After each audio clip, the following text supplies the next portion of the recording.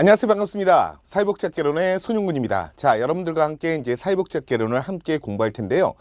아시겠지만 2021년도까지는 바로 사회복지학개론이나 관련된 과목들이 선택 과목으로 구성되어 있었지만 2022년도부터는요 모두 다 이제 전공 필수 과목으로 구성이 되어 있죠. 그래서 사회복지직, 즉 지방직 사회복지직 같은 경우에는 국어, 영어, 한국사 외에 사회복지학개론과 그다음에 행정법, 총론 요 두 과목이 전공 필수 과목으로 들어가고요.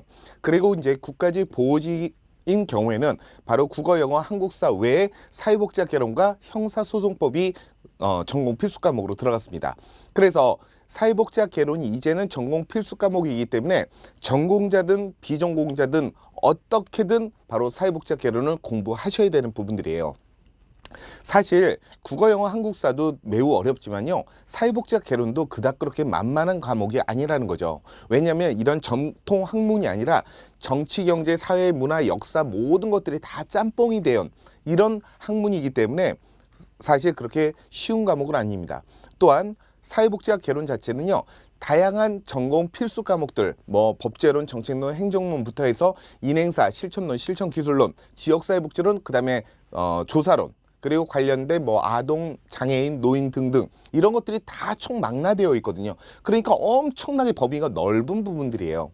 그래서 이제는 공부하실 때는 과거에는 선택 과목일 때는 국어, 영어, 한국사에 약 80%의 학습 비중을 두고 나머지 선택 과목에 대해서는 한 20% 각각 10%의 학습 비중을 두라고 그렇게 설명을 드렸었지만 이제는 전공 필수 과목이 되었기 때문에 모든 과목들에게 다 20%의 학습 양을 배정을 해야 된다는 얘기입니다. 물론 국어도 어렵고 한국사도 어렵고 영어는 더 어렵고 다 어렵죠.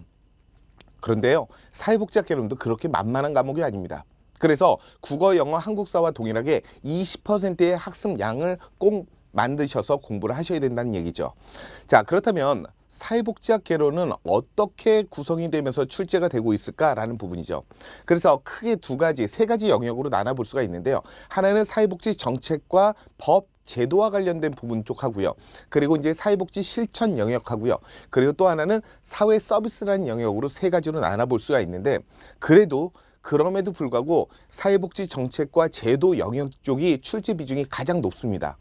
그 중에서도 사회복지 정책론이요 8문제에서 10문제 정도가 출제가 될 정도로 출제 비중이 엄청나게 많은 거죠. 20문제이잖아요. 20문제인데 8문제에서 10문제 정도가 출제가 된다고요. 그러니까 출제 비중이 상당히 높은 부분들이죠. 그리고 이제 실천론 영역에서 한 4문제에서 6문제 또는 많게는 8문제 정도까지 출제가 되고 있는데요. 이 사회복지 실천에서는 사회복지 실천 기술론 쪽이 출제 비중이 많습니다. 인간행동과 사회환경은 바로 이제 국가직 보호직 준비하시는 분들은 꼭 공부하셔야 되는 영역이고요. 그런데 최근 들어서도 이제 지방직에서도 가끔씩 출제가 되고 있으니까 한 문제 또는 안 나오는 경우들이 참 많습니다. 그리고 이제 사회복지 실천론은 바로 이제 보통 한 4문제, 최소 4문제에서 최대 8문제까지 출제가 되고 있고요. 그리고 이제 사회복지 실천 기술론은 한 문제가 출제되거나 아니면 출제가 안 되거나 요 정도의 그 비중을 갖고 있습니다. 그래서 사회복지 실천 영역에서는 인간행동과 사회환경과 사회복지 실천 기술론은 아예 출제가 안 되거나 출제되면 한 문제 정도 출제가 된다. 자, 그리고 바로 이제 지역사회복지론과 그다음에 사회복지조사라는 부분들인데요. 여기서도 출제가 안 되거나 출제가 되면 한 2문제 정도까지 출제가 된다. 그래서 지역사회복지론도 최대 2문제, 그리고 사회복지조사론도 최대 2문제가 출제가 되는 거죠. 그리고 이제 사회서비스 영역입니다. 자, 사회서비스 영역은요. 특히 우리 그 한국에서 나타나는 다양한 그 사회 문제, 이슈가 되는 것들이 종종 출제가 되고 있죠. 아시겠지만 2020년도, 2021년도에 가장 이슈가 된 부분들이 뭐였었어요? 아동학대죠.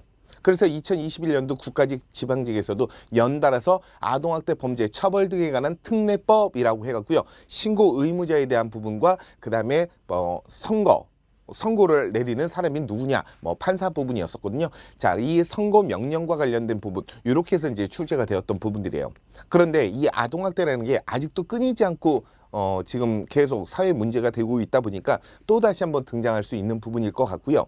그리고 과거에는 시각장애인 안내견을 이제 그 훈련시키는 이제 삼성복지재단에서 L마트에 이제 현장 훈련을 가려고 이제 조끼를 입고 이 강아지는 바로 시각장애인 안내견 보조견입니다라는 것들을 해놨는데도 불구하고 L마트에서 강아지는 출입할 수 없습니다라고 해서 거부를 했던 부분들이죠. 그래서 우리가 이제 장차법이라고 얘기하는데요. 장애인 차별 금지 및 권리 구제에 관한 법률에 따라서는요. 이 시각장애인 안내견은요, 시각장애인의 눈에 해당되는 부분들이거든요. 그래서 이제 반려견이라고 보기보다는요, 하나의 그 사람의 하나의 신체 일부라고 봐야 되는 부분들이에요. 그래서 이렇게 청각장애인이나 시각장애인들을 위한 안내견과 보조견의 출입을 방해하거나 거부하는 것은요, 바로 장애인 차별금지법에 따라서 처벌을 받을 수 있는 바로 차별행위라는 거죠. 그런 부분이 생기다 보니까 바로 또 우리 그 사회복지학 개론에서도 이슈가 되는 내용들, 바로 장애인 차별금지법에 대한 부분이 출제가 되었었고요. 그 전에는 또 우리나라는 그 장애인 고용은요, 할당 고용제를 하고 있거든요. 다른 나라는 뭐 비할당 고용을 하고 있지만 우리나라는 할당 고용을 하고 있어요. 그래서 상시근로자 50인 이상 되는 사업장들은요, 의무적으로 장애인을 고용을 해야 됩니다. 그래서 100분의 5, 즉 5% 범위 안에서 대통령령으로 정하고 있는데, 그때 당시에 기업체나 또는 공공기관이나 또는 국가 및 지방자치단체의 장애인 고용률이 많이 낮아갖고 조금 이슈가 됐던 부분이 있었거든요. 2019년도에. 그래서 그것이 기반이 되어서 바로 이제 시험에 출제가 되었죠. 그래서 장애인 고용촉진 및 직업재활법에서 장애인 의무 고용 인원의 상시근로자는 몇 명이냐라는 부분이 출제가 되었었어요. 그리고 또 아시겠지만 이제 뭐 박사방, N번방 해갖고 이제 디지털 성범죄가 나왔었잖아요. 그래서 또 이제 나온 게 성인지 감수성이라는 부분이 또 출제가 된 적도 있었고요. 이렇게 사회 서비스와 관련된 부분은 이렇게 우리 사회에서 나타나는 여러 가지 사회 문제, 이슈가 되는 부분들이 종종 출제가 되고 있습니다. 자, 그럼에도 불구하고 이번 2021년도에 국가직과 지방직에서 연달아서 아동과 관련된 부분이 이렇게 출제가 많이 되어서 지금까지의 가장 많은 출제 비중을 차지하고 있는 것은 아동복지와 관련된 쪽에서 출제가 많이 되었었고요. 그 전에는 장애인이죠. 장애인 복지 쪽에서 출제 비중이 가장 높았던 부분들입니다. 그래서 지금 현재는 아동에서 출제 비중이 가장 높고요. 그 다음에 장애인, 그 다음에 노인입니다. 장애인 하면 이제 대표적으로 아까도 말씀드렸던 것처럼 뭐 차별금지, 장애인 고용 뭐 이런 부분들도 있지만, 그래도 가장 기본이 되는 것은 장애인 복지에는요, 모델이에요. 과거에는 이제 재활 모델, 너는 불쌍하니까, 너는 보호의 대상, 너는 능력이 없으니까, 너는 생산성이 떨어지니까 내가 보호해 줄게, 그러니까 너는 우리한테 오지 마, 이렇게 재활의 형태, 치료의 형태, 이렇게 봤던 부분들이 바로 이제 1990년대 후반에 들어오면서 이제 자립생활 모델로 바뀌었거든요. 그러니까 그것도 개인의 어떤 장애가 개인으로 치부되는 것이 아니라 그 장애를 갖고 있지만 환경적인 요소가 그 사람을 장애인으로 만들었다라는 그런 의미를 갖고 있거든요. 그래서 자립생활 모델은 누구든지 장애인이라 하더라도 다 모두 자립할 수 있는 능력과 잠재 능력, 가능성이 있다라는 부분으로 이념화시키는 것이 바로 자립생활 모델입니다. 또한 과거에는요, 복지 모델, 그러니까 보호의 대상이라는 그런 형태에서 이제는 시민권 모델로 바뀌었거든요. 이렇게 이제 트렌드가, 패러다임이 이제 바뀌었던 부분들인데, 이런 그 장애인 복지와 관련된 모델들을 묻는 문제들이 출제가 많이 되고 있고요. 그리고 이제 장애인 복지법상엔 장애인에 대한 등록장애 유형들이 15가지가 있거든요. 그래서 장애인 복지법상에는 장애인이라는 것은 뭐냐면, 장애인이란 신체적, 정신적 장애로 오랫동안 일상생활, 사회생활에 상당한 제약을 받는 자라고 이렇게 되어 있어요. 그래서 이제 신체적 장애 12가지, 정신적 장애 3가지로 이렇게 구성이 되어 있어서 그런 내용들을 알고 있는지를 묻는 문제들이 종종 출제가 되었었습니다. 자, 그 다음 번째는 이제 노인복지와 관련된 부분이죠. 노인복지는 바로 이제 대표적으로 2가지인데요. 하나는 노인복지법상의 노인복지 그 시설에 대한 부분들이죠. 노인 주거복지시설, 노인 여가복지시설, 노인 의료복지시설, 재가 노인복지시설, 뭐 노인보호 전문기관들 뭐 이런 것들이 쭉 있죠. 그 내용들을 알고 있는지를 묻는 문제들이 아주 많이 출제가 되고 있습니다. 노인복지법이 다 그 부분에서 출제가 되고 있죠. 그 다음 번째는 바로 노인에 대한 노후소득 보장과 관련된 부분이 출제가 종종 되고 있습니다. 그래서 내가 기여를 하고 급여를 받아가는, 즉 사회보험인 경우에는 대표적인 것이 바로 국민연금의 노령연금이라는 거죠. 노령연금을 받으려면 가입기간이 10년 이상 되어서 65세가 되면은 바로 노령연금을 받을 수 있는 부분들이고요. 그리고 내가 기여를 하지 않고 급여를 받을 수 있는 부분들은 바로 공공부조라고 얘기하는데, 바로 65세 이상 되신 노인분들 중에서 소득하위 70% 이하에 계신 분들한테 매월 30만 원씩 지급하는 것도 바로 노후소득 보장 정책 중에 한 부분이거든요.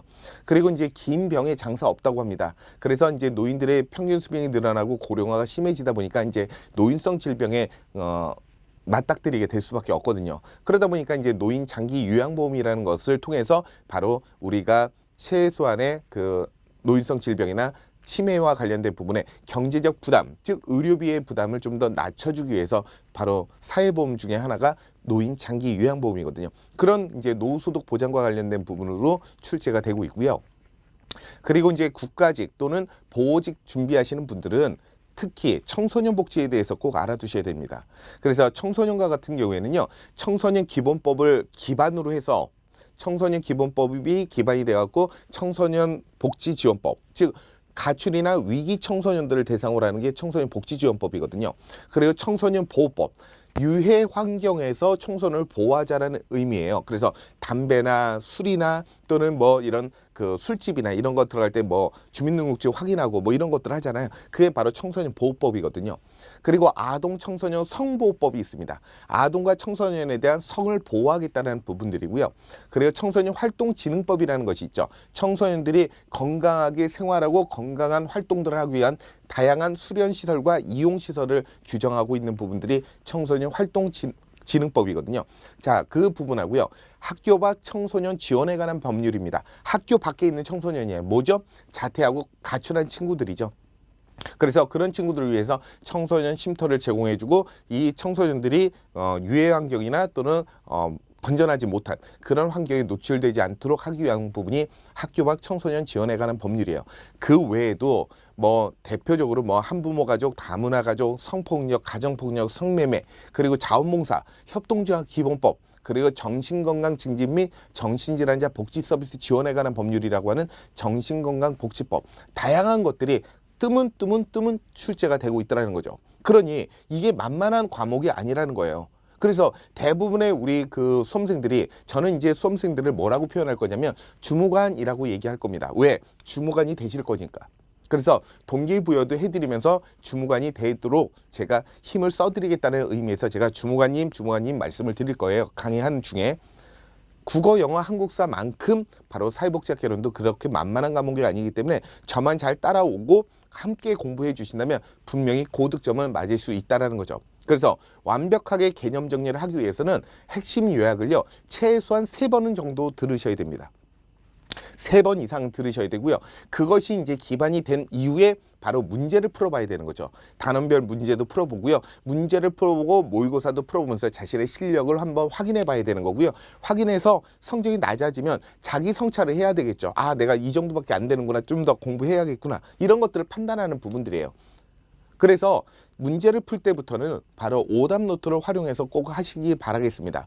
우리가 그 인간행동과 사회환경에서 앨리스하고 이제 백이라는 사람이 얘기했던 인지행동 모델이라는 것이 있죠. 잘못된 행동은요, 잘못된 사고에 의해서 잘못된 행동을 한단 말이죠. 그런데 이 잘못된 행동을, 잘못된 사고가 있기 때문에 이게 잘못된지 나도 모르는 채 그냥 잘못된 행동들을 한다는 거죠. 그러면 이 잘못된 행동을 바꾸려면 어떻게 돼요? 왜곡된 사고, 비합리적인 신념을 바꿔줘야만, 아, 이게 내가 잘못됐다는 것을 인지해야 잘못된 행동을 옳은 행동으로 바꿀 수 있다는 거죠. 그래서 시험을 막 풀어보고 뭐 문제풀이도 해보고 모의고사도 풀어본 다음에 틀린 문제들은 오답 노트를 통해서 꼭 적으셔야 돼요. 문제도 적고 해설도 적어가면서 입체학습을 하시라는 거죠. 눈으로 보고 글로 쓰고 머리로 생각하면서 다시 한번 내가 왜 이렇게 생각했는지, 왜 이런 오답을 체크했는지를 계속 이렇게 적어 나가시다 보면 어느 순간에 이 오답 노트 안에서 공통적인 부분들이 발견이 되실 겁니다. 이 공통적인 부분이라는 건 뭐냐면 특정 영역에서 내가 좀 취약해서 그 영역만 출제가 되면 꼭 틀리는 그런 부분들을 경험하시게 될 거예요. 그러면 그 오답 노트를 기반으로 해서 내가 부족한 부분의 영역들을 다시 한번 재정립하는 그런 시간을 가지시면 완벽하게 고득점을 받을 수 있다는 거죠. 물론 이것은 사회복지학개론뿐만 아니라 모든 과목들에 다 공통적으로 적용되는 부분들입니다. 자, 이렇게 해서 여러분들과 함께 사회복지학개론에 대해서 핵심 이론을 공부하시게 될 테고요. 그리고 이제 단원별 실전 문제를 엄청나게 많은 문제들이 있거든요. 그 문제들을 풀어보면서 바로 응용 능력을 키워주고 그 다음에 실전에서 실수를 최소화시켜주기 위한 문제 해결 능력을 키우게 되는 겁니다. 그리고 마지막으로 이제 최종 모의고사가 1회, 2회, 2회차까지 있거든요. 그래서 자신의 실력이 어느 정도인지를 다시 한번 최종 확인하는 그런 과정들로 커리큘럼을 만들어 봤습니다. 자, 그러면 여러분들과 함께 바로 사회복지학개론 고득점을 막기 위해서 저와 함께 공부해 보시면 도움이 되실 것 같다는 생각이 듭니다. 자, 준비되어 계시죠? 여러분들과 함께 사회복지학개론 고득점 화이팅! 그래서 사회복지직 공무원, 국가직 보호직 공무원 최종 합격하는 그날까지 제가 책임을 다해서 열심히 강의하도록 하겠습니다. 수고하셨습니다.